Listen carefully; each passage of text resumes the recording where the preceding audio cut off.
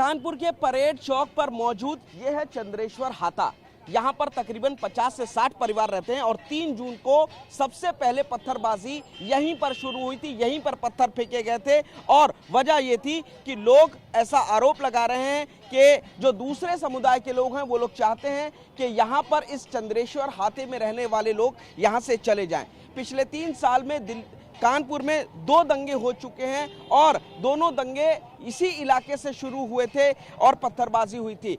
इस पूरे मामले में अफवाह उड़ी कि चंद्रेश्वर हाते से तमाम लोग पलायन कर रहे हैं, लेकिन चंद्रेश्वर हाते में रहने वाले लोगों ने कहा है कि वो पलायन नहीं कर रहे हैं और इसीलिए यहाँ पर बाकायदा एक पोस्टर लगाया गया है। आज ये पोस्टर सुबह सुबह यहाँ पर लगाया गया है जिस पर लिखा है कि पलायन नहीं पराक्रम करेंगे, यानी कि अब ये लोग यहाँ से जाने के मूड में पूरी तरह नहीं है। उनका कहना है कि सामना करेंगे और इसीलिए ये पोस्टर लगाया गया और साथ में ये भी लिखा है कि भ्रामक मीडिया का बहिष्कार करेंगे, क्योंकि कुछ जगह पर इस तरीके की गलत अफवाह वाली खबरें आई थी, जिसके बाद जो यहाँ पर रहने वाले लोग थे उन्होंने इस बात का खंडन किया था कि यहाँ से कोई भी परिवार पलायन कर रहा है। पिछले कई सालों से 50-60 साल से ज़्यादा का वक्त हो चुका है जब यहाँ पर कई पीढ़ियाँ रहती चली आई हैं, लेकिन यहाँ पर जब 3 जून को पत्थरबाजी हुई उसके बाद आरोप लगाए जा रहे थे, अफवाह हो रही थी कि यहाँ से लोग पलायन कर रहे हैं। लेकिन इन चंद्रेश्वर हाते के बाहर आज पोस्टर लगा करके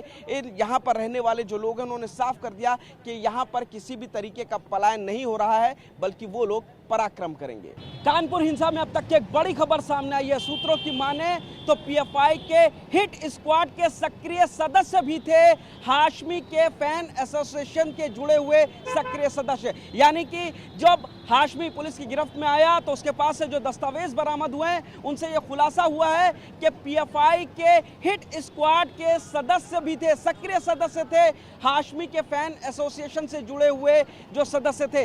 ये हिट स्क्वाड का काम होता है भारत में सांप्रदायिक दंगा फैलाना, और जो पेपर पुलिस को मिले हैं उसके मुताबिक कानपुर में ये सदस्य सक्रिय थे और कहीं ना कहीं जफर हयात इस्लामी के सक्रिय फैन एसोसिएशन से भी जुड़े हुए थे। पुलिस ने खुलासा किया है कि हाशमी के पास से जो दस्तावेज मिले उसमें विरोध की 151 विभिन्न शैलियों को दिखाया गया है। विरोध करने के एक तरीके के रूप में प्रतीकों को पहनने का जिक्र किया गया। इसके अलावा अंशाद बसुद्दीन, जिसे यूपी एटीएस ने आईईडी और पिस्तौल के साथ गिरफ्तार किया था, उसके भी संपर्क में था हाशमी।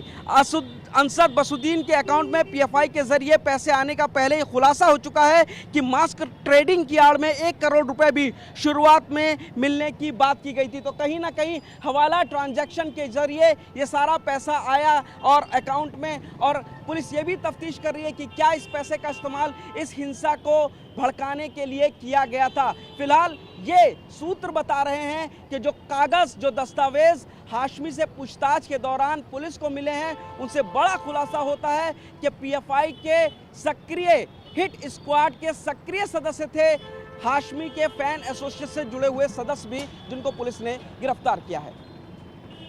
कैमरामैन विजय ममगान के साथ पुनीत शर्मा।